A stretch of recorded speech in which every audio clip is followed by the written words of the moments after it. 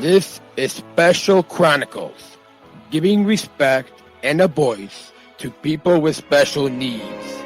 I shudder thinking how the world can be so cruel.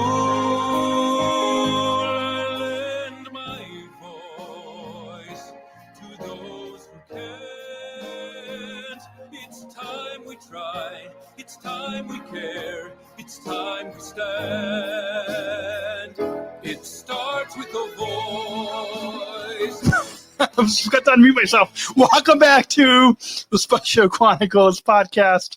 I'm your host, Daniel Smrokowski, founder of Special Chronicles and a former Southern Travel Global Messenger of Special Olympics. Before we dive into today's conversation, I want to take a moment to thank our amazing partners who make this podcast possible.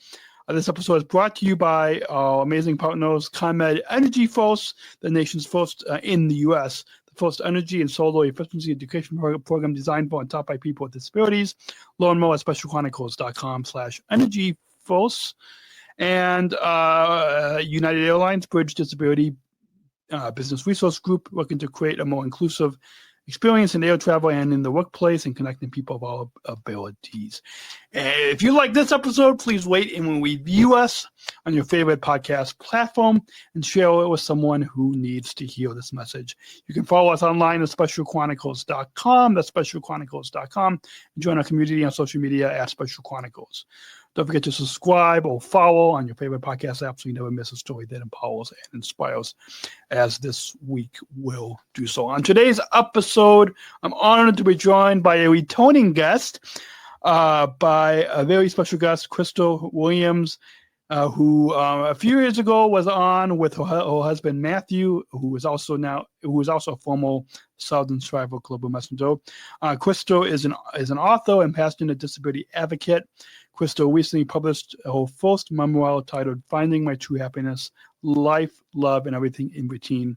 In her book, Crystal shares her deeply personal story of growing up with Kabuki Syndrome, a rare genetic disorder that affects multiple parts of the body, from her first surgery at just 3 months old to facing hearing loss and learning to self-advocate. Crystal has turned her challenges into a powerful story of resilience and hope. Today, we'll dive into what happiness really means, how she overcame obstacles, and the message she wants to share with young people and the world about living boldly with a disability. Don't forget to check out the show notes for this episode at SpecialChronicles.com. Just look down wherever you are listening to this right now, and where you will find links to Crystal's book, her website, ways to connect with her, and resources related to disability awareness and empowerment. So grab your headphones or your Bluetooth speaker or your car speaker and get ready for an honest, uplifting, and eye-opening conversation with Crystal Williams. Please put your virtual hands together as we welcome Crystal back on Special Chronicles. Welcome back, Crystal. Hi, Daniel. Thank you for having me. It's a pleasure. Yes, it's exciting to have you back on. And for those of you listening, go on SpecialChronicles.com and search for Matthew and Crystal Williams, and find out when, because I forgot what episode and when you were on, because over 780 episodes later, 17 years, it's hard to keep track of. 3 years ago. You said 3 years ago? I think so. Yeah, that sounds about right, because I was trying to think of when we first got connected. I think we first met at the Abu Dhabi World Games. Is that? Yes. Yeah. Yes, and then we met again at the Berlin World Games. Yeah, so sometime in the middle of those two World Games. Yeah, so awesome. And it was exciting to hear. I've been following your blog and your Facebook and Instagram pages, and saw that you just came out with a new memoir. So why don't we get things started and share with our listeners what inspired you to write your memoir, Finding My True Happiness? Well, to me, it all kind of started out with the fact that, there's so many other disabilities out there that, there's some that people know that are well known, and then there's a lot of other ones that are not well known. And mine obviously is not very well known at all. So I was like, well, nobody's written about Kabuki Syndrome yet, so I might as well tell my story, and hopefully it will inspire and help others. Because honestly, that's all I really want in it, is to be able to help somebody else who is, living with the syndrome, and hopefully make their lives better, not only for them, but their family as well. Because back when I was little and everything, there wasn't much about it. So now there's so much about the syndrome, which is awesome. And so you can go on to different, resources online. And the Kabuki Syndrome Foundation has been an amazing organization to know more about it if you want to learn more. But Awesome. that's the reason, is I just wanted to be able to share my story with others, and just to be able to reach out to other people who have it, and people that don't, that want to know more about our disabilities. Because we're all unique in our own different ways. Absolutely. And I'll for those of you listening in, if you're not watching the video podcast, if you're listening to us on audio right now, I'll put links in the show notes to the Kabuki Syndrome Foundation.org, as well as the Crystal's website. So if you guys want to learn more, can you share with us a little bit more about what your disability is and how has it shaped your life experiences? Well, okay, I'm just going to start off with my syndrome is very unique, very complicated. It comes with a lot of very unique challenges, I'd say the least. So I'm not going to get through everything, but I'll just kind of list off a few of the things that I have. So for you watching, I had a hole in my lip right there. It's called a palate, and I got that repaired when I was it's written in my book. I can't remember exact information, but yeah, I had my first. That was one of my first surgeries I had when I was like a couple of weeks old, I think, or not even a week old. Anyway, so that's one of it. I have a hearing loss, which is another part of it as well. There's many ways that people can have it. I have a very different one. I have a moderate to severe hearing loss. Other people have a lot worse, or not as much. It's all different for everybody. Another thing it's very common is seizures. I'm very fortunate that I grew out of seizures. I had them till I think I was about 5 or 4 years old. Again, that's in my book. You'll find out about that. Another one I think that's really important that I'm going to point out is I had poor balance, and I have low muscle tone still, but it's also part of it. So a story my parents have shared with me multiple times is when I was little, apparently if I was sitting on a chair, like I had to be strapped in because my core balance was so bad that I would like fall off a chair. So I did a lot of therapy with that, through like therapeutic horseback riding, which is mentioned in my book as well. But yeah, there's multiple different things. Like there's heart issues. I've had kidney problems. Yeah, like there's so much of different things. Everybody's unique with whatever. Some people have more things than others, and it just depends on the person. Absolutely. What, as just like yourself and your husband Matthew and myself and my girlfriend Georgia, we all face different challenges. So what challenges did you face with hearing loss, and how did you learn to adapt? So I first started wearing hearing aids when I was a baby, and obviously, apparently it was bad to the point where when I started wearing hearing aids, my hearing improved a little bit, and it's been stable ever since then. Like I go get my hearing tested every year or 2 years for that. But yeah, I mean, for me, my hearing, it has been, a big, it's been a very big impact. I mean, for example, COVID.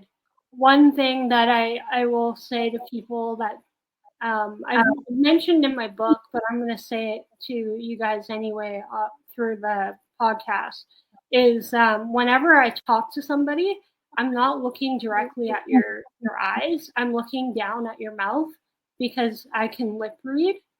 And I've learned how to lip read when I was a young child because my parents thought I would never be able to talk and everything. So I've learned sign language. I don't know much of it anymore, unfortunately. But anyway, so for example, with COVID, when everybody had to wear masks, it was hard for me because, like I said, I'm so used to looking down and watching somebody's mouth move so I could, really engage in the conversation. So it made me really have to work extra hard to really focus in on somebody talking to me. And even in noisy situations, I've learned how to drown out the noise because I've had hearing aids since I was, not even a year old. So pretty much my whole life. And I've been able to learn how to drown the noise out behind me or around me by just being able to focus at the person that's talking to me. So it could be, right in front of me, beside me, whatever. As long as I'm looking down at their mouth and I'm, really paying attention to what they're saying, I can really engage in a conversation with somebody. Awesome. And for those of you that are watching on SpecialChronicles.com, click on YouTube.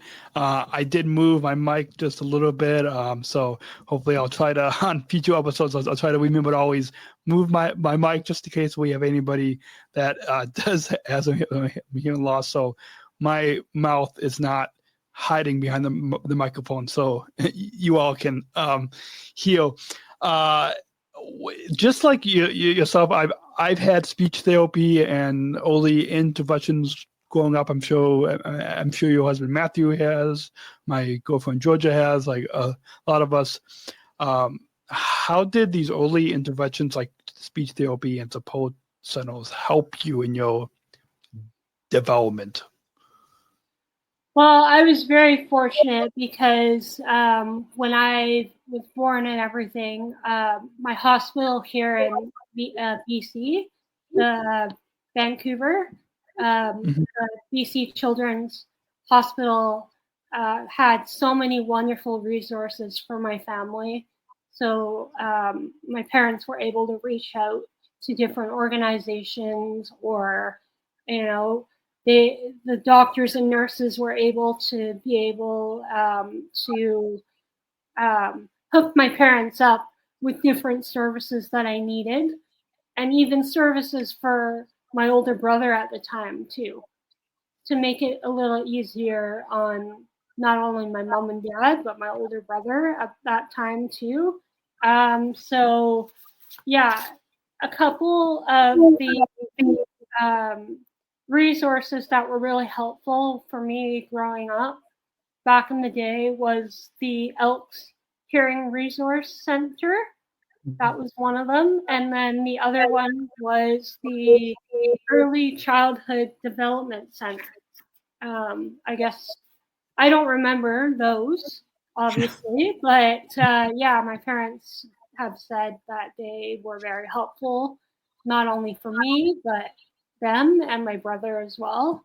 So, it's always great to be able to have these services in place. And I know my parents were very grateful to the doctors and nurses at BC Children's Hospital to be able to give my parents those resources that we needed at the time. Awesome. And speaking of family, you just mentioned your family support, and for a lot of us with disabilities, our family and network of support help us to become who we are, help us to be accepted and included. So can you share with us a little bit more about what role did your family and support networks play in your journey toward self acceptance? Well, I mean, not just them. There's a lot of other people that were involved as well. Like, I started seeing a counselor when I was, I want to say, probably 11 years old. And I've been going to counseling ever since, but I've had different counselors along the way. So having a counselor was definitely a big part of it, because they were able to help me not only learn to try to accept my disability, but they were also able to give me some tools to be able to help me with certain situations. So, like, if I would get really upset, they would tell me different ways to try to relax and not lash out at people, because I used to unfortunately do that quite a bit, because obviously, being a person like yourself that has a disability, Daniel, it's hard when you don't have other people around you that understand what's going on, and it's hard to not have anybody else around you that has your disability. So there was a lot of times where not only I would get frustrated, but I know my parents would get frustrated too. And that was something that I was really grateful for sure. Was definitely the counseling. I've had, through school, I always had a teacher's assistant with me, or in elementary school, I had a place to go. So, like, in the middle of class, I could go into the resource room and they could help me with whatever, homework that I was maybe behind in, or they could help me with a project. So that was a really big help. And then obviously some of the challenging classes that I had in elementary school, like, for example, like English and math and social studies and all those kind of things, I was able to have a teacher's assistant there to help me with that stuff too, to be able to understand it a little bit more. And then obviously with high school, things were a little bit different. Of course, my situation here in Canada, we have different programs and stuff for people with disabilities, and there was a program for people that had disabilities for like English and math and sciences and all that kind of stuff. So I would go there for that.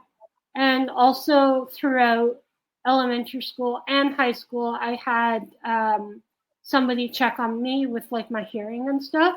So they would just check to make sure everything was okay if I needed.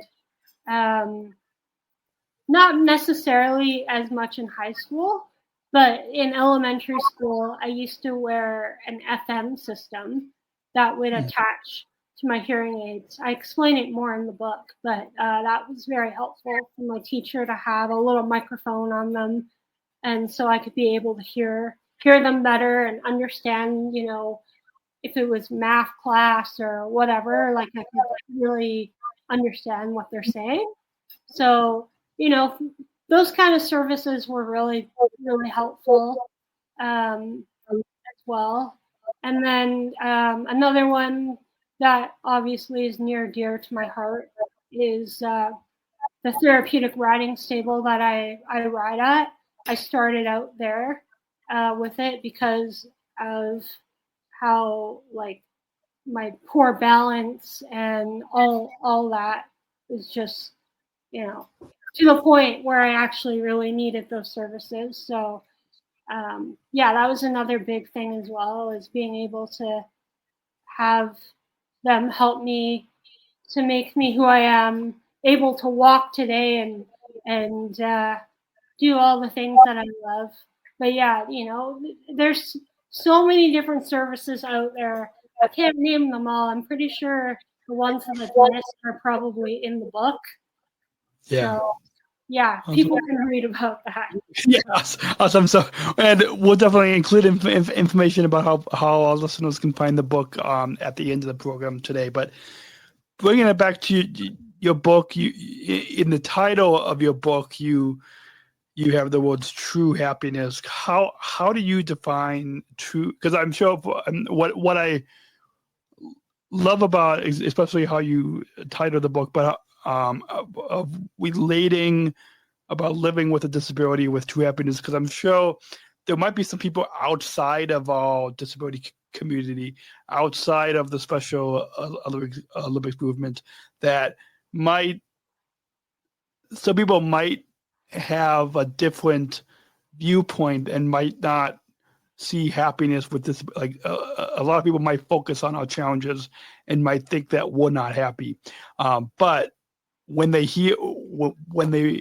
read your book, when they read your blog, when they listen to my podcast, when they hear you and I and Matthew or my girlfriend Georgia speak, they see the opposite of that we're living with a disability, but we also can have true happiness. So how do you define true happiness in the concept of living with a disability?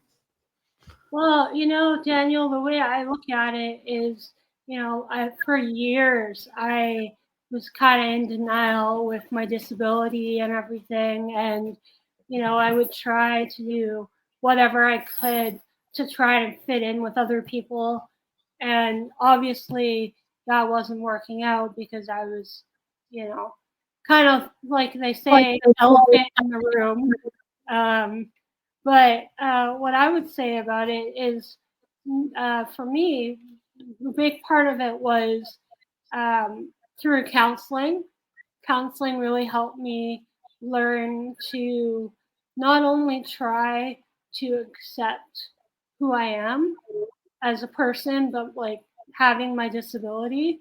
But it also, like I said, it gave me tools in how I can cope with having a disability, but then also, being able to get involved with all these great organizations like Special Olympics, like my riding stable that I've been riding at, and, just being able to be around those kind of people has, helped as well, because, you think about it, we're all kind of the same, but very different. And we only have one life, and we either, think of the positive about it, or you think negatively about it. And I've just gone to the fact that, what? Yeah, I am different, but I have certain skills that I'm really good at and things that make me really happy for, that whatever that makes me. And, for myself, being able to express myself through my writing, whether it's through my book, writing on my blog, or it's just, being able to try and help our community around me. If we all would just learn to accept each other and try to uplift everybody, then, maybe things would be a lot different. And so for me, I would say, the last few years, I've just grown to be, true to myself, who I am, and, try to live life to the fullest. Like, do the things that I love and exercise and just be with my family and friends and, fill my cup up with the things that matter to me the most. I guess that's the way I can put it. Awesome. I love that. And just like what you do and so many other advocates are doing, we're breaking down a lot of the misconceptions about the disability. So what are some of the common misconceptions about disability that you aim to break down, whether it's through your book, through your blog, through speaking? What are some of the misconceptions about disability that you aim to break down? Well, one thing that is really important to me is, like I explained it in my book, and I think I've mentioned to you before, Daniel, about it, but school was really hard on me. And there was a lot of aspects of school that were good, but there was also things that were bad too. And for me, what I really want to try to be able to get across to everybody is, yeah, okay, there's people out there that have certain disabilities that you can see, but also the ones that have, for example, like myself, I have a hearing loss. You probably wouldn't recognize it because you can't see my hearing aids at all. But anyway, that's kind of where I'm getting at there. It's more for me, like I want to be able to help others by I want to be able to educate other people, to be able to not try to hurt other people. Because I had a lot, like I had issues in school, more in high school with like teachers and students as well. But there was a lot of times where I found it hard to be who I was, and if I was having a real problem with something, some of the teachers would just kind of almost push it away or just make me feel worse about myself, kind of thing. So, and I just want to be able to not only share my story about it, but I want to be able to tell other people, like it's okay that we're different, but more importantly, I just want other people that are outsiders, I want them to understand more. Like not just, because we have a disability, but just be a little more patient with us. Like, say we're having a moment where we're really frustrated about something and somebody's trying to help you, but you say to them like, look, I just need a moment to myself. Can you please give me a minute here or whatever? Like I don't want somebody to try to be, up in your face about it. I want them to be able to realize like there's a lot of us that are able to talk, and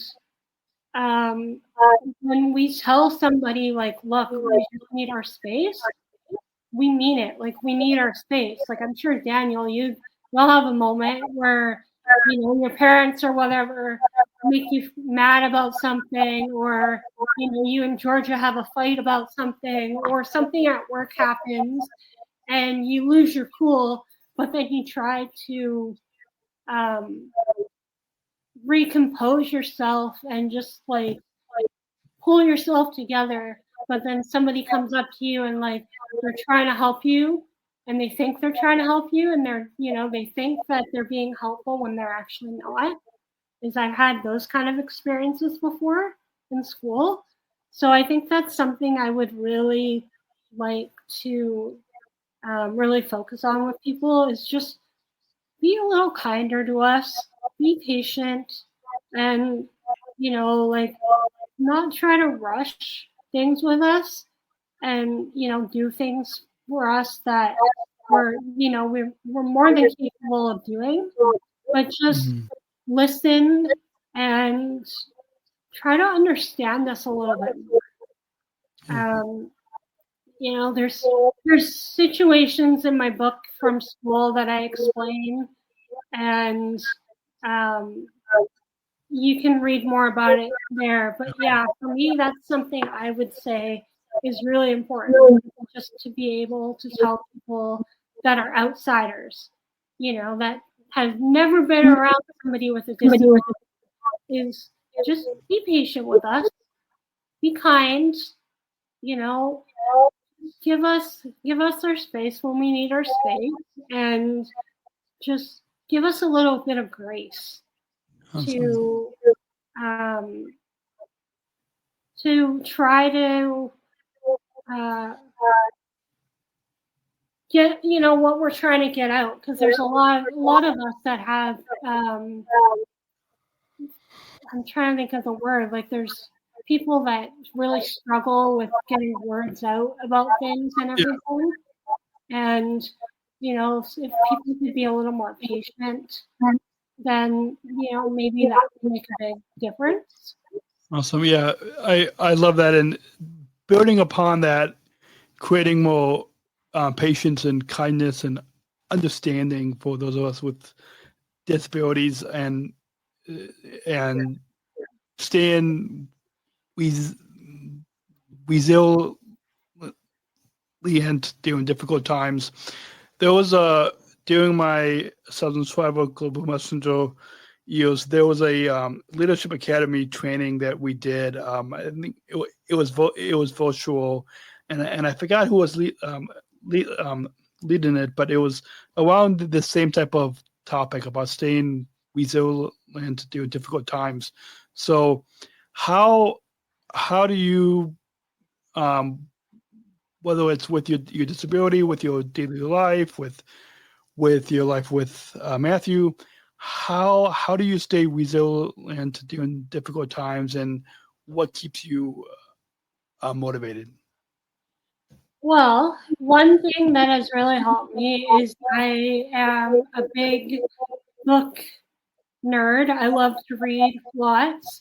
But something else that helps me is I love quotes. In fact, actually, in our office, I have a bulletin board up on our wall, and I don't know how many quotes I have up on the bulletin board now, but it's one of the first things you see when you walk into our place. And everybody that comes into our place always takes a look.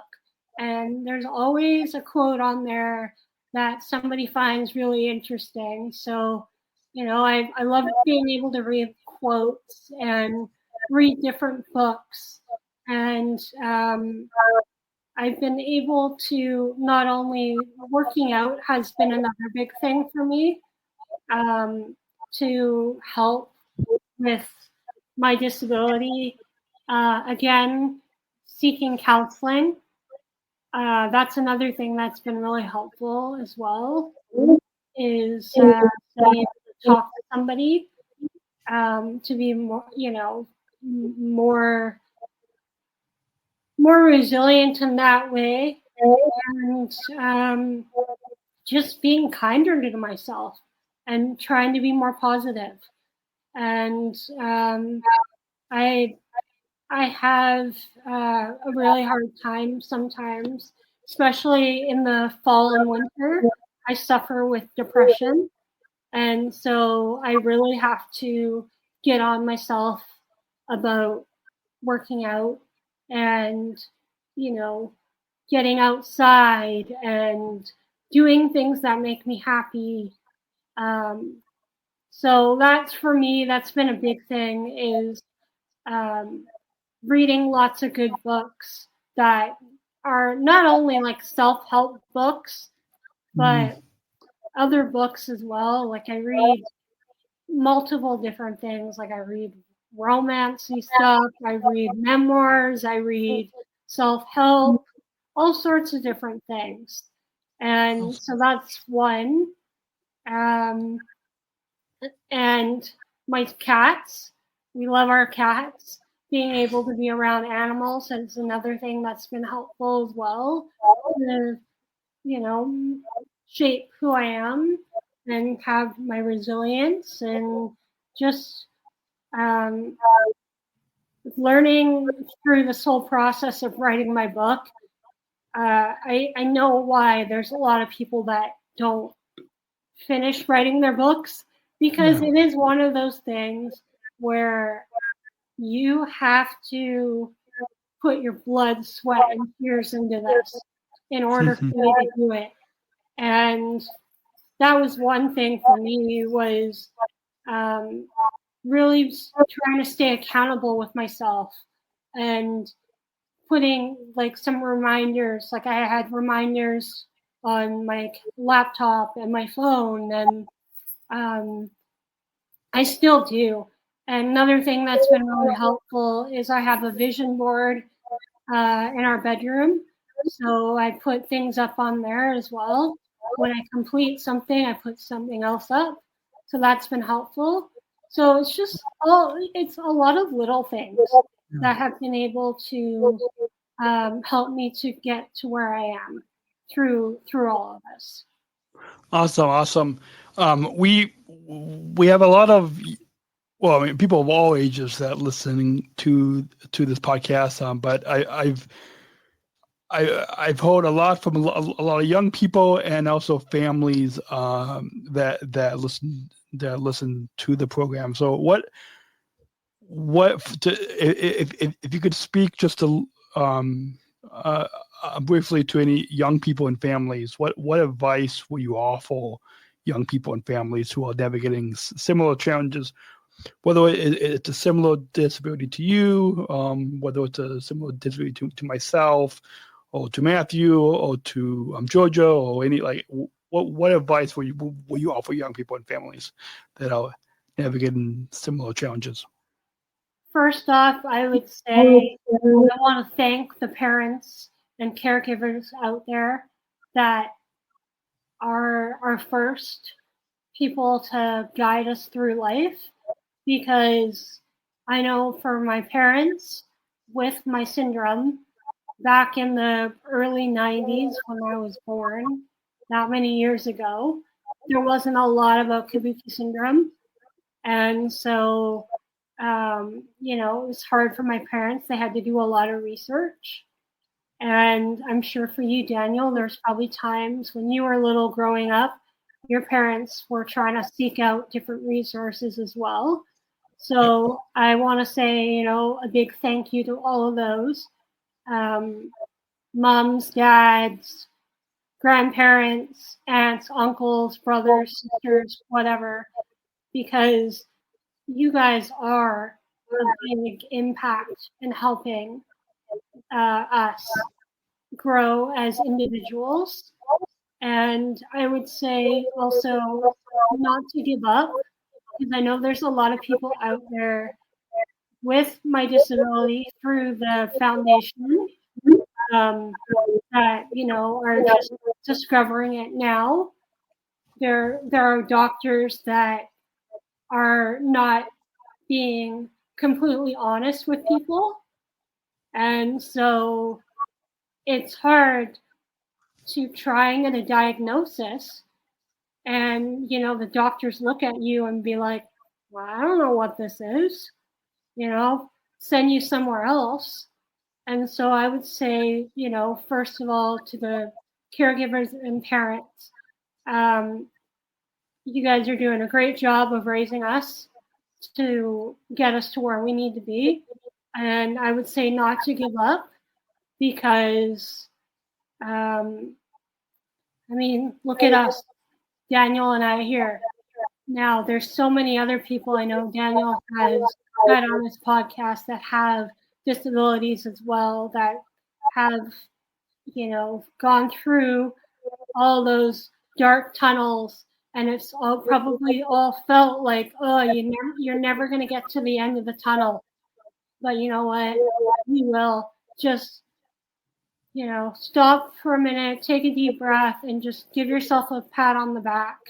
And just continue to do what you're doing to help your child or your grandchild or whoever it is, because it is so important to be able to have that foundation to start out with, because it's not only helped me, I know Daniel, it's helped you from many conversations you and I have had. So I would say, for one thing, is don't give up. Do whatever you can to look online, get in contact with whoever you need to get in contact with, and just reach out to people. I've had a couple people reach out to me. I think it was through Instagram, actually, and they were both parents that were kids that have the same syndrome as me, and just say thank you. And I really, that just really melts my heart to be able to have a parent talk to me and reach out and just say, like, thank you, you're giving me some hope. See how far you've come and everything. And I've been able to keep in contact with some of them, and they've been able to give me updates on their kids, which is awesome. And so that's what I would mainly say, is just don't give up. And for other people, I don't know, say, school age, that are like myself and Daniel, who we were years ago through school, is don't be afraid. Just reach out. If you have a connection through if you have social media, or your parents have social media, do your research and reach out to any organization that you know of, or search online and look for whatever information you need, and don't be afraid to reach out, because I know you for a fact. For myself, I love it when I have somebody reach out to me about their son, their daughter that has the same disability as me. And if I'm able to give them a little bit of hope, or just be able to, get your kid to see how much of a difference, it can be, because through my syndrome, there's a lot of complications, and so a lot of surgery is involved for a lot of it. And I know that for myself, when I was going through a lot of those times, it was till I was almost an adult, and those were definitely the hardest times in my life, was in school and having all these issues. So that's what I would say. It's just, for parents, give yourself a pat on the back, because you guys are doing a wonderful job.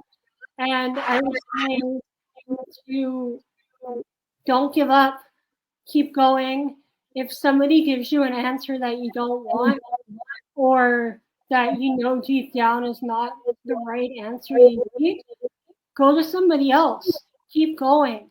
Don't stop until you get the information that you need, because we all deserve to be here, and we all deserve to be happy and live our lives the way we want.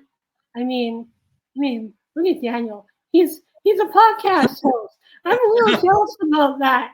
I don't know if I could do something like that, but there's other people I'm sure you've interviewed that have become actors, that have disabilities as well.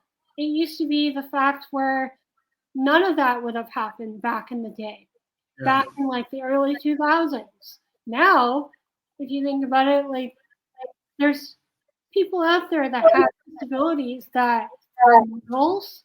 There are people that are actors, actresses. Daniel, for example, he's a podcast host.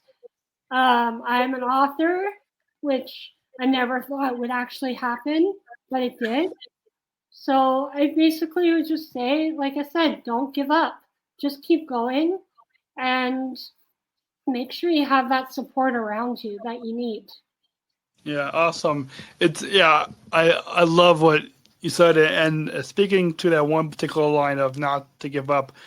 So my dad, who's the business manager at Special Chronicles, what our listeners will hear at the very end of the when we sign off of this episode, they'll hear that piece of advice that my dad always gives me to not give up. And so that's a piece of advice that I'm glad that you shared with our listeners, that we also try to share on at the end of the episode of this podcast. Will, I know the time has just flown by.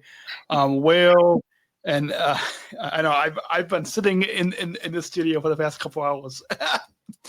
batch recording. But where can our listeners find your book, Crystal, and follow your ongoing advocacy work?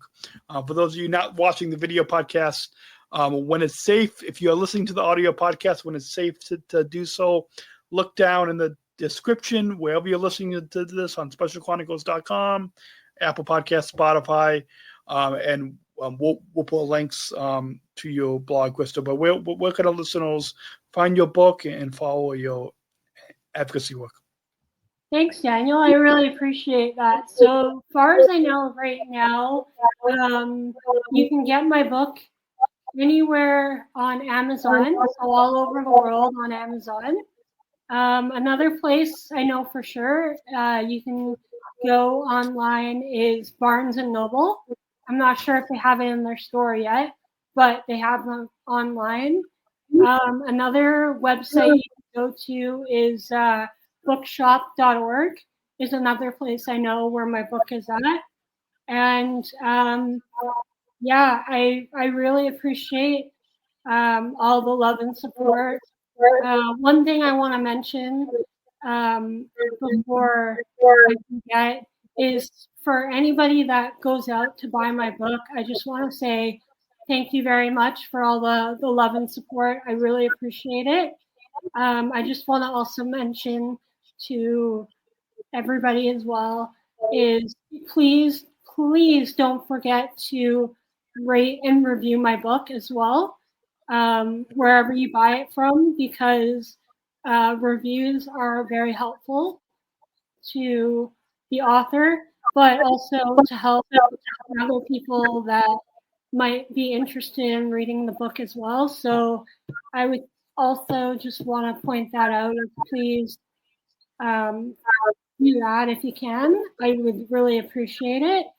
If you want to know more information about Kabuki Syndrome, you can go to the Kabuki Syndrome Foundation website.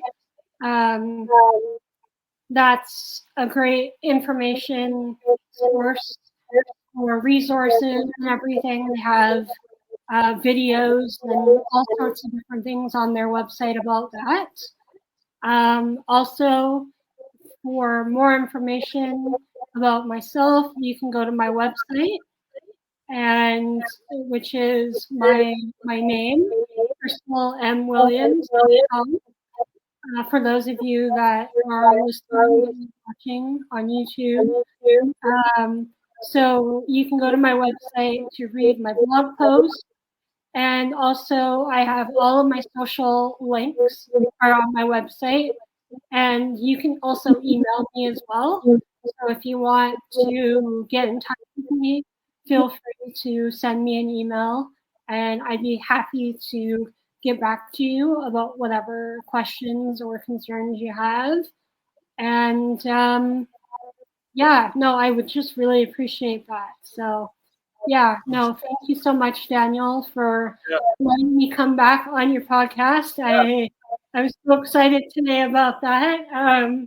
Yeah, it's such an honor to be able to come on the show and my book, which I have copies in front of me here. If you guys want to see the paperback, that's the paperback. If you want to see that, and then here's the hardcover. If you want to look at the hardcover, for those of you on YouTube.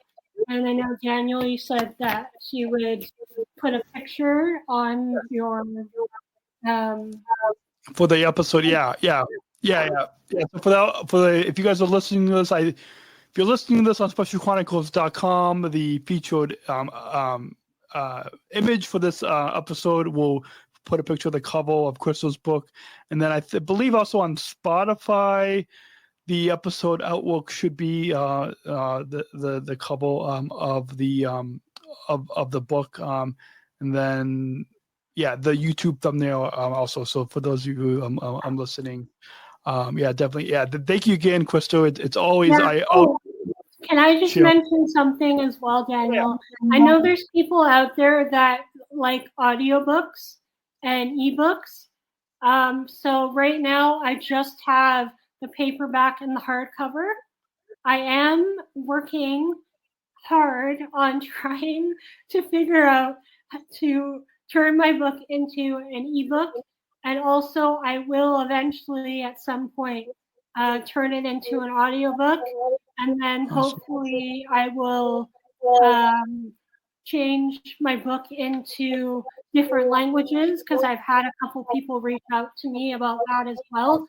So just please be patient with me. I'm trying to figure this out. A lot of this is so new to me, so if you want the ebook or an audiobook, that's coming. I don't know exactly when, but for now it's just the hardcover and the paperback is available.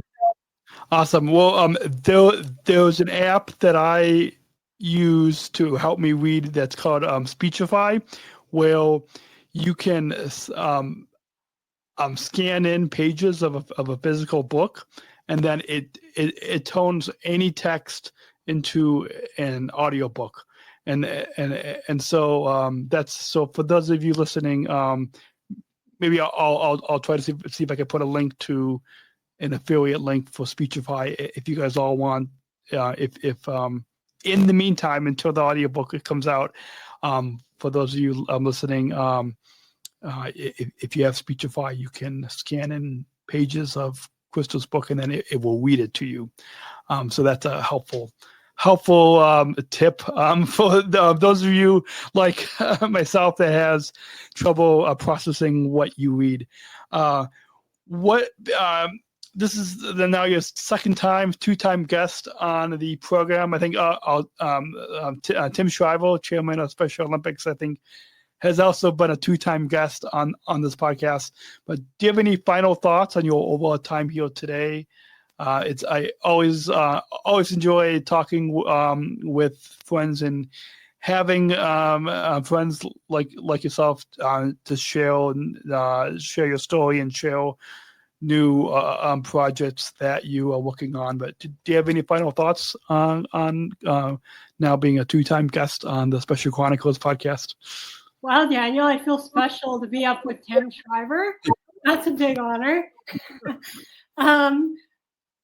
Honestly, I would just say thank you again. I really appreciate that you and I have been able to connect over the years and support each other through everything that we've gotten to do. I really appreciate being able to share my book on your podcast. I just want to say to people, just really as a message that I want people to really get to is, again, just don't give up and always just try to reach out to people if you can, because you never know who you're going to be able to get help from. Or, I mean, look at Daniel and I have been able to help each other out, which has been awesome. So that's one good thing I like about our little small community of being people with intellectual disabilities, is we're able to help one another out. So I would just say, yeah, just don't give up, reach out, because you'll never know, who can give you the support that you need, and maybe become like a mentor to you or whatever. So yeah, just be yourself. Don't try to be something you're not, and just keep on going. And I know it's not always easy for us to go and do the things that we want to do and push through, but it's always worth it in the long run. No matter how hard it is, always the hard stuff seems to always give us the biggest rewards, even if it's a little bit risky. Yeah, absolutely. So as we wrap up, we have one final question. As we wrap up, we of course want our listeners to listen to this podcast, but even more than that, we want our listeners to take action and to bring inclusion into their communities, into their towns, into their workplaces, schools.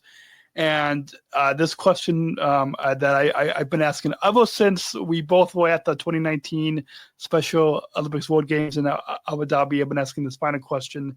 And so we've got a bumper, so let's go ahead and roll that bumper. We're not just athletes. We are the ambassadors of an uprising. Peaceful protesters. In a rebellion against anyone who has a fear of difference. Difference. Our demands are equality. Dignity. And the recognition of our shared humanity. We will not stop or accept anything less. Today, our world is more divided than ever. And coming together has never been more urgent. The revolution is inclusion. Find out more at jointherevolution.org. So just like I've done for the past few years, I'll do with you, Crystal, as well, and ask you, what does inclusion mean to you? Oh boy, inclusion. Wow, that's a good one. I think for me, more importantly, it just means not only to be included in family, but also be included with your friends and your community. Just, being able to share your thoughts with others and share your gifts, I guess I would say is a good one. Awesome. I love that. Thank you again, Crystal, for the past hour, for taking the time to come on the Special Chronicles podcast. And anytime that you and your husband Matthew want to come back on, you know how to get in touch with me. Say hi to Matthew for me, and thank you again. I hope you all listeners will go and check out Crystal's book. But thank you again, Crystal, for coming on the Special Chronicles podcast. Thanks, Daniel. And Crystal, thank you so much for joining us here on the Special Chronicles podcast. Your story is powerful, heartfelt, and so needed in today's world. Your memoir, Finding My True Happiness, is already making a difference, and we're proud to help share it. I hope all of you listening will definitely go to Amazon and wherever you get books and get Crystal's memoir, Finding My True Happiness, and share it with your friends, share it with your families, so more people can hear Crystal's story. To all of you, our listeners, we hope this episode has inspired and empowered you to rethink about what it means to live fully and authentically, no matter the challenges. Don't forget to check out the show notes for this episode at SpecialChronicles.com, SpecialChronicles.com, where you'll find links to Crystal's book, Ways to Connect with Her, and more resources related to whole disability awareness and empowerment. This episode is brought to you by our amazing partners, ComEd Energy First, the nation's first energy and solar efficiency education program designed and taught by people with disabilities, and United Airlines Bridge Disability with Business Resource Group, connecting people of all abilities.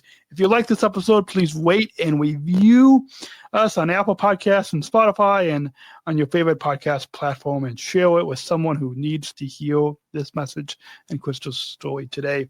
Until next time, remember, disability is just one part of who we are. It doesn't define us.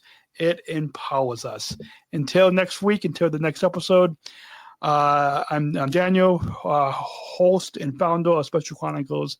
We'll catch you all later. Remember, choose to include. Take care. Thank you for listening to this episode of the Special Chronicles podcast. Our podcast was produced by Daniel Smrokowski on the Special Chronicles Network. Follow Special Chronicles on Instagram, Facebook, Twitter, LinkedIn, and YouTube. Subscribe, rate, and review Special Chronicles on Apple Podcasts, Spotify, or wherever you listen to podcasts. Our website, SpecialChronicles.com, where you can stream our archives of over 500 episodes absolutely for free. Also, there's a list of our favorites, original series, award-winning columns, and blogs. And sign up for our newsletter to receive exclusive bonus content delivered to your inbox. Again, SpecialChronicles.com. Special Chronicles is hosted by Podbean Podcast Hosting. Our live streams are powered by StreamYard. Thanks as always to our business manager, Adam Smrokowski, who always encourages us to never give up. I'm Daniel Smrokowski, back next week with more stories.